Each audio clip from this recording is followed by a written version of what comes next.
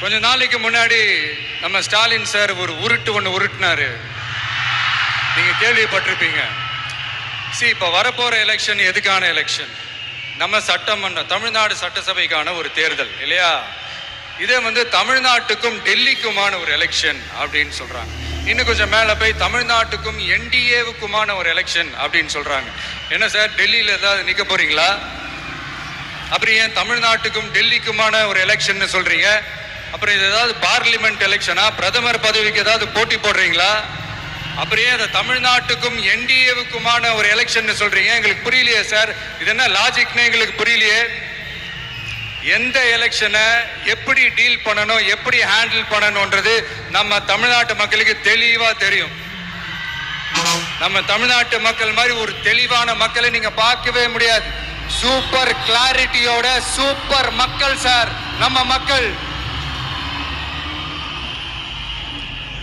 இந்த போருக்கு போறதுக்கு முன்னாடி தான் இந்த படை பரிவாரங்களோட போவாங்கன்னு கேள்விப்பட்டிருக்கிறேன். ஆனா நீங்க என்னடானா இந்த ஒண்ணுத்துக்கும் உதவாத இந்த பால் டப்பாவை உருட்டிக்கிட்டு இருக்கீங்களே சார். உண்மையிலே இந்த எலெக்ஷன் எதுக்கான எலெக்ஷன் சொல்லட்டுமா?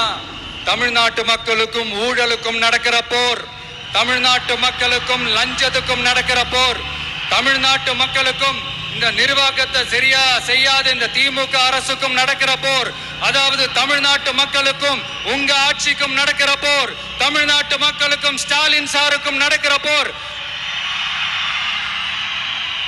இன்னும் சுருக்கமா சொல்லணும்னா,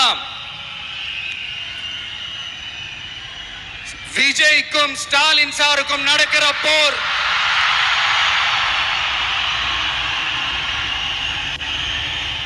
இதுக்கு நடுவுல இந்த என்டிஏ டெல்லி இதெல்லாம் என்ன லாஜிக்னே புரிய மாட்டேங்குது சார். தமிழ்நாடு தான் விஜய், இந்த விஜய் தான் தமிழ்நாடு. தூய சக்தி டிவிகேவுக்கும் தீய சக்தி டிஎம்கேவுக்கும் தான் இந்த போர். இப்படி உக்கிரமா இருக்கிற இந்த போர்ல மறுபடியும் ஒண்ணுத்துக்கும் உதவாத இந்த பால் டப்பாவை உருட்டிக்கிட்டு இன்னொரு காமெடி வேற.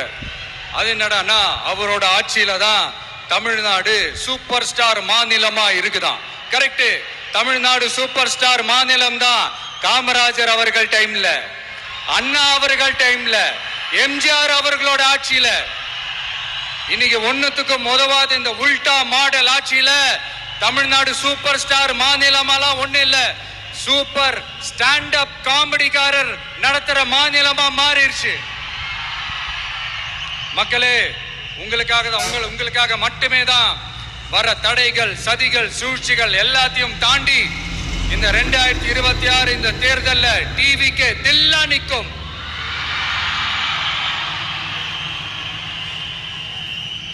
இதுவரைக்கும் நடந்த எலெக்ஷன் வேற, இப்ப நடக்க போற எலெக்ஷன் வேற.